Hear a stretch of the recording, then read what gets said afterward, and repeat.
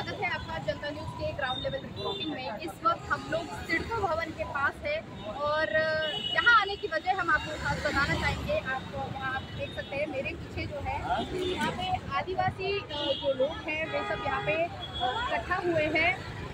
पनसवाड़ी के आदिवासी लोग जो है, आदिवासी पाड़ा के लोग हैं, वो यहाँ पे आज इकट्ठा हुए हैं और इनका यहाँ पे घर बचाओ घर बनाओ ये नारा है। सिडको पे आज उन्होंने सिडको भवन पे हल्ला बोल किया है और इनकी वजह यही है कि उनके जो घर है आज उन्हें इन घरों को बचाने के लिए आज इन सभी ने यहाँ पे बहुत बड़े पैमाने पर यहाँ पे धरना दिया है, ताकि सिडको प्रशासन जो है वो ये समझ सके कि जो ये नागरिक है, जो आदिवासी भाई बंधु है, उन सभी के घर जो है वो उनके लिए कितने ज़रूरी है। और हम आपको ये भी बताना चाहेंगे कि कुछ दिन पहले पनवेल के जो विधायक है प्रशांत ठाकुर जी, उन्होंने इनके लिए एक धरना आंदोलन भी किया था, जहाँ पे उन्होंने सिडको को ये चेतावनी भी दी थी कि जो यदि इन लोगों के घरों को हाथ लगाया गया, इनकी झोपड़ियों को हाथ लगाया गया, तो वे अपने ऊपर पेट्रोल डालकर खुद को जला देंगे। जब प्रशांत ठाकुर जी ने ये बात कही तो जो सिडको के एमडी है उन्होंने ये आश्वासन दिया था कि इनके घर जो है, जो बचे कुछ घर है, वो नहीं तोड़े जाएंगे। लेकिन कहीं ना कहीं जो घर है वो तोड़े गए। जिस दिन प्रशांत ठाकुर जी ने ये बात रखी, उसके अगले ही दिन एमडी द्वारा जब आश्वासन दिया गया था, फिर भी उसके अगले ही दिन जब ये लोग सब अपने अपने काम पर गए थे, तब उनके घर तोड़े गए।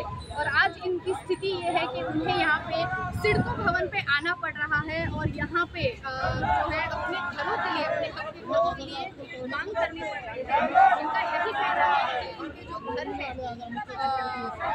अगर तोड़े भी जा रहे हैं तो उनका जो है वो पुनर्वसन किया जाए, उन्हें दूसरी जगह पे कानूनी तरीके से दूसरे घर दिए जाए। यहाँ पे हमने कुछ लोगों से बात की, खास करके जो महिलाएं हैं उनसे बातचीत की, तो उन्होंने अपनी क्या प्रतिक्रिया दी ये खरं तर आमची मागणी नेहमीप्रमाणे एखादी झोपडपट्टी जेव्हा तुटते या तोडायच्या आधी जर शासनाचा कुठलाही प्रकल्प त्या ठिकाणी राबवत असेल शासन, तर आमची मागणी हीच असेल की त्या लोकांनाचं पुनर्वसन जे आहे ते अधिकृत जमिनीवरती झाली पाहिजे, ही आमची मागणी आहे।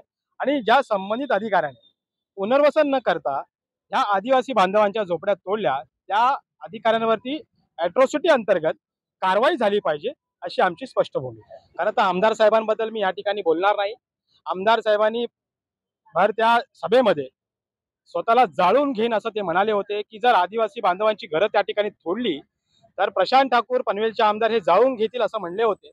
असो, परंतु ह्या आदिवासी बांधवांच्या पाठीमागे हे स्वतःच आज या ठिकाणी लढतायत।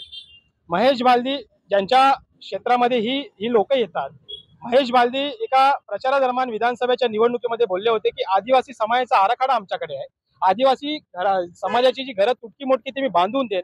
पण आज या लोकांना सिडकोने एक ब्रिटिश जसा जुलूम लोकांची जसं करतं तसं ही कारवाई या ठिकाणी केलंय। या कारवाईचा तुमच्या माध्यमातून मी सिडको प्रशासनाचा जाहीर या ठिकाणी निषेध करतो। तसेच अजून एक गोष्ट आपल्या निदर्शनास आणून देतो, हे संबंधित प्रकरण मी ह्युमन राईट्स कमिशनकडे मी या ठिकाणी पत्राद्वारे त्यांना ऑनलाईन कंप्लेंट फाईल केलेली आहे।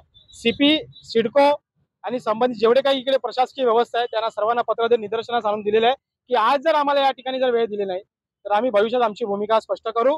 आणि ह्या आदिवासी बांधवांना म्हणजे भारताच्या संविधानामध्ये खरं तर ही मुलगी बघा, ती म्हणते मुख्यमंत्री काका सिडकोने माझं घर तोडलं, म्हणजे मुलांच्या शाळा त्या ठिकाणी सुरू होत्या, परीक्षा सुरू होत्या आणि ऐन परीक्षेच्या वेळी सुप्रीम कोर्ट खऱ्या अर्थाने सांगतं की right to shelter of fundamental rights आहे संविधानामध्ये।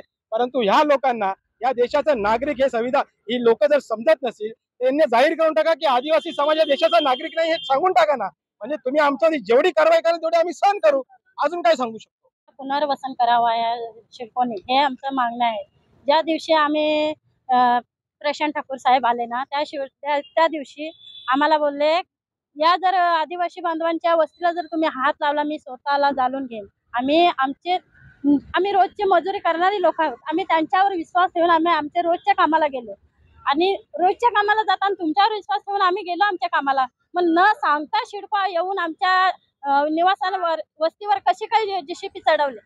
तुम्हाला त्यावेळेस तिथं उभं राहायला पाहिजे होतं. आम्ही सांगत नव्हतो का तुम्ही आम्हाला जाळून घ्या म्हणून स्वतःला. नहीं चलेगी, नहीं चलेगी, तानाशाही नहीं चलेगी. नाही पोरांचे कपडे काढायला भेटले ना, आमचे धान्य काढायला भेटले नाही, वस्त्र अंगावर एक एक कपड्याने इथं आलो आम्ही. आम्हाला आता पुनर्वसन पाहिजे. पुनर्वसन घेतल्याशिवाय आम्ही जाणार नाही. घरं उभी करून द्या, जागा घ्या, तो नावी करून द्या, लाईट पाणी सगळं रस्ता पाहिजे आम्हाला. पुनर्वसन झाल्याशिवाय आम्ही जाणार नाही. आम्ही देशाचे नागरिक नाही आहोत का? आम्ही आदिवासी आहोत. आम्ही भारताचे नागरिक नाही आहोत का? तुम्ही जाहीर करा. नाही असतील ना तर आम्ही तुम्ही जो अन्याय कराल तो आम्ही सहन करू शकतो. आम्ही तुमच्या दारात मागायला येत नाही. आम्हाला शासनात जो देते ना ते आम्हाला पोहोचत नाही. ग्रामपंचायत येते, ग्रामपंचायत मध्ये येतो, जी योजना येतो आमच्यापर्यंत पोहोचत नाही. मग तुम्ही सांगता या लोकांना नोटीस आम्ही दिली, पैसे दिले, 50 लाख दिले, ते कुठे 50 लाख पोहोचले ते सांगा. घरतोडाची नोटीस आमच्यापर्यंत पोहोचले, 50 लाख का नाही पोहोचले आमच्यापर्यंत? आमची ही वेळ का आली असती? 50 लाख पोहोचले असते तुमच्या दारात कशाला मरायला आले असतो आम्ही? इथं दारात मरायला नसतो आलो. आता आम्हाला पुनर्वसन केल्याशिवाय इथं हलणार नाही. आम्हाला न्याय पाहिजे म्हणजे पाहिजे. नाही चलेगी.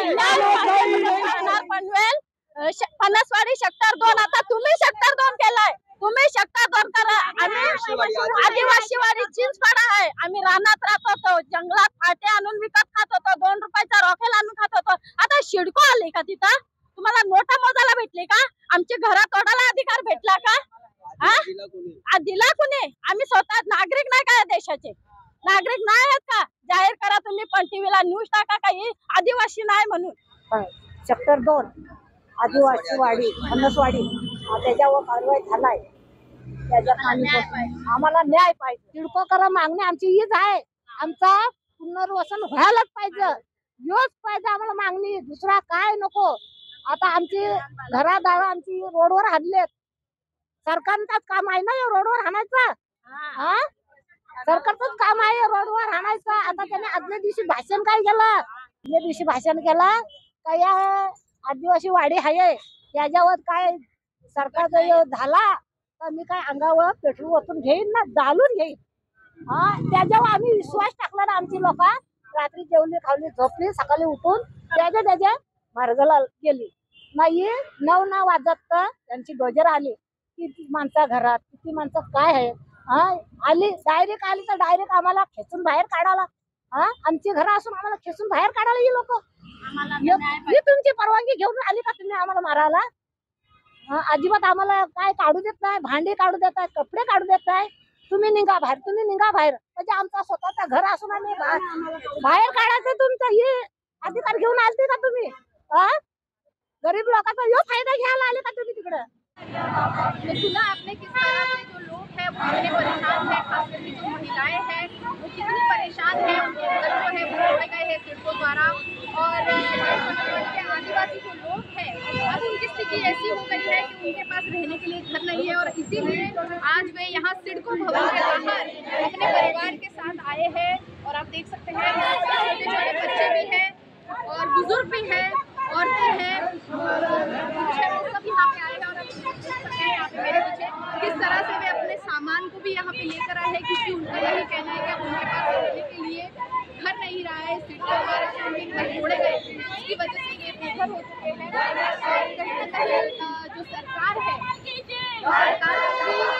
एक सवाल उनकी तरफ से पूछा जा रहा है कि हमारे जो घर है वो जो तोड़े गए हैं, कहीं ना कहीं इन लोगों के लिए बहुत बड़ी परेशानी है, क्योंकि अब ना तो इनके पास रहने के लिए घर है, ना ही कोई छत है जहाँ पे ये लोग रह सके। और इनकी यही मांग है कि इनका जो घर है वो उन्हें मिलना चाहिए, इनकी घर की कमी उन्हें मिलनी चाहिए और होना चाहिए। अब देखना होगा कि इनके इस धरने का सिडको पर कितना असर पड़ता है और कितना जल्द सिडको इनके लिए सही निर्णय ले पाती है। वीडियो जर्नलिस्ट अथर्व के साथ जनता न्यूज़ CBD।